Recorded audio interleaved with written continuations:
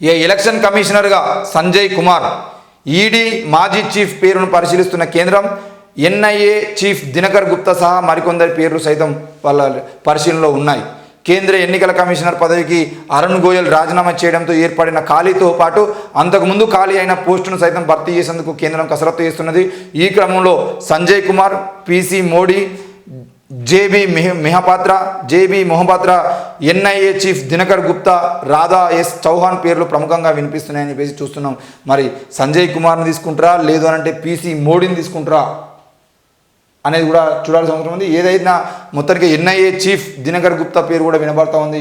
మరి వీళ్ళలో ఎవరిని తీసుకొని ఎలక్షన్ కమిషనర్గా పెడతారు, ఎలక్షన్ కమిషనర్గా పెట్టేటువంటి అవకాశాన్ని అని కూడా అర్థం కాని పరిస్థితి. ఎందుకంటే మళ్ళీ వీళ్ళు ఏమన్నా ప్రజా వ్యతిరేక ఆలోచనలు చేస్తే రానున్న రోజుల్లో బీజేపీకి సంబంధాలు ఉన్నటువంటి వ్యక్తులు కాకుండా వేరే ఎవరిని పెట్టినా కూడా బీజేపీ సీట్లకు ఎక్కడ ఎసరు పెడతారనే భయంతో ఈరోజు బీజేపీ చాలా ఆలోచించి చాలా జాగ్రత్తగా రానున్న రోజుల్లో బీజేపీకి చాలా ప్లస్ అయ్యే విధంగా ఉన్నటువంటి వ్యక్తిని తీసుకోవడానికి ప్రయత్నం చేస్తున్నది. మరి ఏం జరుగుతుందో చూడాలి. తప్పకుండా ఈ బీజేపీ అనేది ఈవీఎం ట్యాంపరింగ్లు చేసైనా కూడా అధికారంలోకి రావాలని ప్రయత్నం చేస్తున్నది. ఆ అధికారంలోకి రావాలని ప్రయత్నం చేస్తున్న క్రమంలో వాళ్ళు చేసేటువంటి ప్రతి కుట్రను కూడా అర్థం చేసుకొని ఈరోజు ముందుకు పోవాలి. మరి ఎలక్షన్స్కు ముందు ఎలక్షన్ కమిషనర్ ఎందుకు రాజీనామా చేసిండు? ఈ ఎలక్షన్ కమిషనర్గా ఉన్నటువంటి వ్యక్తి ఎవరైతే ఉన్నారో మరి ఆయన కూడా అరుణ్ గోయల్ కూడా రేపటి రోజున లోక్సభ ఎన్నికల్లో పోటీ చేస్తాడా? ఎందుకు రాజీనామా చేసిండు? ఆ రాజీనామా చేయాల్సినటువంటి అవసరాలు ఎందుకు వచ్చినాయి? మరి అట్లాంటి క్రమంలో ఆయన సీట్లో కొత్తగా వచ్చేటువంటి కమిషనర్ బీజేపీని గెలిపించడం కోసం పనిచేస్తారా లేదా అనేది కూడా మనం ఆలోచించాల్సిన అవసరం ఉంది. ఇక్కడ జరిగేటువంటి ప్రతి రాజకీయాన్ని ప్రజలు అర్థం చేసుకోవాలి. రానున్న రోజుల్లో వీళ్ళు బీజేపీ మళ్ళీ గెలిస్తే జరిగేటువంటి నష్టాలు కూడా ఇక్కడనే అర్థం చేసుకొని అనాలిసిస్ చేస్తే బాగుంటుంది. ఇక కాంగ్రెస్ నేతల ఫోన్లు ట్యాపింగ్. అసెంబ్లీ ఎన్నికల సమయంలో బీఆర్ఎస్ అగ్రనేతలు పోటీ చేసే స్థానాల్లో వార్ రూములు ఏర్పాటు, ఎప్పటికప్పుడు గులాబీ లీడర్లకు సమాచారం చేరవేత, ఒక్కొక్కటిగా బయటకు వస్తున్న సస్పెండెడ్ డీఎస్పీ ప్రణీత్ రావు లీలలు. ఫోన్ ట్యాపింగ్ కేసులో సంచలన విషయాలు ఒక్కొక్కటిగా వెలుగులోకి వస్తున్నాయి. అసెంబ్లీ ఎన్నికల సమయంలో బీఆర్ఎస్ అగ్రనేతలు పోటీ చేసే సెగ్మెంట్లలో సస్పెండెడ్ డీఎస్పీ ప్రణీత్ రావు వార్ రూములు ఏర్పాటు చేసి ప్రతిపక్ష నేతలు, వారి కుటుంబ సభ్యులు, ప్రధాన అనుచరులతో పాటు బీఆర్ఎస్ నేతల ఫోన్లు సైతం ట్యాపింగ్ చేసినట్లు విశ్వసనీయ వర్గాల ద్వారా తెలిసింది అని చెప్పేసి మనం చూస్తున్నాం. సస్పెండెడ్ డీఎస్పీ ప్రణీత్ రావు అరెస్ట్ అయిండు. అయితే ఈ విషయానికి సంబంధించిన విషయంలో మొదటి నుండి ఎప్పుడుండో మొత్తుకుంటాడు ఆకునూరి మురళి లాంటి ఐఏఎస్ అధికారులు కానీ, ఆర్ఎస్ ప్రవీణ్ కుమార్ గారు కానీ, లేదంటే రేవంత్ రెడ్డి కానీ, వీళ్ళందరూ కూడా మొదటి నుండి మా ఫోన్లు ట్యాపింగ్ అవుతున్నాయి, మాకు ఆ విషయం తెలిసింది, మా ఫోన్లు ట్యాపింగ్ చేస్తున్నారు, ఎందుకు చేస్తున్నారు, ఆ ట్యాపింగ్ చేసేటువంటి పనితీనాన్ని మానుకోవాలి, ఇట్లా ప్రతిపక్ష నాయకుల మీద ట్యాపింగ్ చేయడం అనేది సరైనది కాదు అని చెప్పేసి మొదటి నుండి మొత్తుకున్నా కూడా బీఆర్ఎస్ పార్టీ ఎక్కడా కూడా తగ్గకుండా వాళ్ళ ట్యాపింగ్ చేసుకుంటూనే వచ్చింది. ఈరోజు ప్రజా సంఘాల నాయకుల ఫోన్లను కూడా ట్యాపింగ్ చేసింది. మరి లాస్ట్కి ఏం చేసింది? వార్ రూములు ఏర్పాటేసి కేటీఆర్ నియోజకవర్గంలో వార్ రూమ్, కేసీఆర్ నియోజకవర్గంలో వార్ రూమ్, హరీష్ రావు నియోజకవర్గంలో వార్ రూమ్, ఇట్లా వార్ రూములు ఏర్పాటు చేసుకొని మరి అక్కడ ఉన్నటువంటి నాయకులు ఎవరైతే ఉందో, కాంగ్రెస్ పార్టీ నాయకులు ఎవరైతే ఉందో, ఆ కాంగ్రెస్ పార్టీ నాయకులు, బీజేపీ పార్టీ నాయకుల ఫోన్లు ట్యాపింగ్ చేసి ఆ ఫోన్లు ట్యాపింగ్ చేసిన క్రమంలో ఆ ట్యాపింగ్ జరుగుతున్నటువంటి విషయంలో వాళ్ళు వాళ్ళ భార్యతో ఏం మాట్లాడతారు, వాళ్ళ కుటుంబ సభ్యులతో ఏం మాట్లాడతారు, వాళ్ళు వ్యక్తిగత విషయాలు మాట్లాడుకున్నా కూడా విన్నటువంటి ఘనత బీఆర్ఎస్ పార్టీ నాయకులు.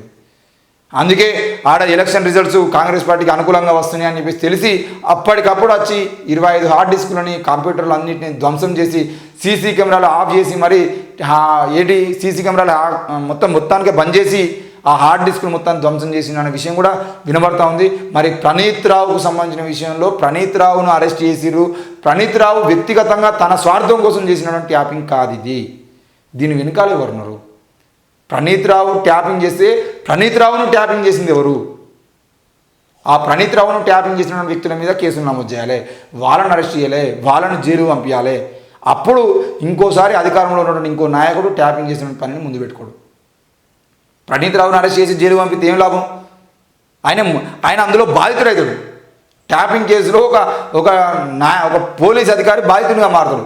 ఇట్లాంటి పోలీస్ ఆఫీసర్లని బాధితులుగా మార్చినటువంటి రాజకీయ నాయకులు ఎవరైతే ఉన్నారో వాళ్ళను జైలు పంపిస్తే రేపటి రోజున ఇంకో రాజకీయ నాయకునికి భయం ఉంటుంది. ప్రణీత్ రావును అరెస్ట్ చేయడం కాదు, ప్రణీత్ రావును నడిపించిన వాడిని అరెస్ట్ చేయాలి. ప్రణీత్ రావుకు ఫోన్ ట్యాపింగ్ చేయరాబాయ్ అని చెప్పేసి ఆదేశాలు జారీ చేసిన అరెస్ట్ చేయాలి. ప్రతి నియోజకవర్గంలో వార్ రూమ్ ఏర్పాటు చేసి ఆ వార్ రూమ్ ఏర్పాటు చేసిన నియోజకవర్గాల్లో వాళ్ళ పర్సనల్ విషయాలు మాట్లాడుకున్నా కూడా వాటన్నిటిని చేరవేసినటువంటి ఎవరెవరికి చేరవేసిందో ఆ ఎవరికి చేరినాయో వాళ్ళ ఫోన్లో ట్యాపింగ్ చేయాలి. ఈరోజు బీఆర్ఎస్ బీజేపీకి సంబంధించినటువంటి కాంగ్రెస్ బీజేపీకి సంబంధించిన నాయకుల డబ్బులు ఎక్కడి నుండి ట్రాన్స్ఫర్ అవుతున్నాయో కూడా వీళ్ళు ఫోన్ల ట్యాపింగ్ ద్వారా తెలుసుకొని ఆ డబ్బుల్ని పట్టుకొని ఎలక్షన్ కమిషన్కి ఇప్పించినటువంటి ఘనత కూడా ప్రణీత్ రావుది. పలానా దగ్గర నుండి ఈటల రాజేంద్రకు సంబంధించిన పైసలు పోతున్నాయి, పలానా దగ్గర నుండి పలానా ఏంటిది పటాన్ చెరువుకు సంబంధించినటువంటి మధుకు సంబంధించిన డబ్బులు పోతున్నాయి, లేదంటే ఇంకోటి వ్యక్తి డబ్బులు పోతున్నాయి అని చెప్పేసి ఈరోజు కావాలని వాళ్ళ 30 లక్షల రూపాయలు విలువ చేసే డబ్బుల్ని కూడా ఈరోజు డబ్బులు మొత్తాన్ని ట్యాపింగ్ ద్వారా దొరకబడిన ఘనత కూడా ఈ నాయకులది. మరి ఆ నాయకుల్ని పక్క పెట్టి ప్రణీత్ రావు అనేటువంటి బాధ్యతను ఎట్లా అరెస్ట్ చేస్తారు మీరు? ప్రణీత్ రావు సపోర్ట్ చేసిండు, ఆయన ముద్దాయే కావచ్చు, కానీ వాళ్ళని అరెస్ట్ చేయకుండా ఈయనను మాత్రమే అరెస్ట్ చేస్తే ఈయన కూడా బాధితుడవుతాడు. ఈయన నడిపించిన వ్యక్తులను అరెస్ట్ చేసినప్పుడు ఎస్ A1 A2 వీళ్ళు అని చెప్పేసి చెప్పినప్పుడు న్యాయం జరుగుతుంది. కానీ వాళ్ళని అరెస్ట్ చేయకుండా ఎవరైతే ట్యాపింగ్ చేయమని చెప్పారో ఎవరైతే ట్యాపింగ్ చేయించారో వాళ్ళని అరెస్ట్ చేయకుండా కేవలం ప్రణీత్ రావుని మాత్రమే అరెస్ట్ చేస్తామని చెప్పి చెప్తే మాత్రం తప్పకుండా ఆయన బాధితుడే. ఈ విషయాన్ని కూడా గుర్తుపెట్టుకోవాలి. మరి రాజకీయ నాయకులు చేస్తున్నటువంటి అరాచకాలు అక్రమాలకు సంబంధించిన విషయంలో పోలీస్ అధికారులు ప్రతిసారి బలవుతున్నారు. ఈ బలవుతున్న క్రమంలో ఎందుకంటే మొన్న ఆ షకీల్కు సంబంధించిన కొడుకు విషయంలో కూడా ఆ పంజాగుట్ట పోలీసులు సస్పెండ్ అయ్యారు, ఇంకో దగ్గర సస్పెండ్ అయ్యారు. ఇట్లా రాజకీయ నాయకులు ఒత్తిడి చేసి ఎఫ్ఐఆర్లో మార్పులు లేదంటే రాజకీయంగా వాళ్ళని వాడుకునే ప్రయత్నం చేసి అయ్యో ఎమ్మెల్యే చెప్పింది కదా, అయ్యో ఎంపీ చెప్పింది కదా, కాదంటే కేసీఆర్ కోపం వస్తే నన్ను తీసుకుపోయి ఎక్కడో అడవులో పడేస్తారు అని చెప్పేసి భయంతో, లేదంటే కమిషనర్ ఆఫీస్కి అటాచ్ చేస్తారు అని చెప్పేసి భయంతో వాళ్ళు ఫైళ్ళ మీద సంతకాలు పెడితే వాళ్ళని బాధ్యతను చేసి ఈరోజు పోలీసుల జీవితాలతో ఆడుకుంటున్నారు. దయచేసి రాజకీయ నాయకులు పోలీసు వ్యవస్థలో ఇన్వాల్వ్ కాకపోతే ఏ పోలీసు కూడా ఈరోజు కాకి బట్టలు వేసుకున్న ఏ ఒక్కడు కూడా అన్యాయాలు అక్రమాలు చేసిన పరిస్థితులు రావు. మరి ఈరోజు పోలీసులని అత్యంత దారుణంగా బాధితులుగా మారుతున్నటువంటి ఈ రాజకీయ నాయకులను అరెస్ట్ చేయాలని చెప్పేసి డిమాండ్ చేస్తున్నారు.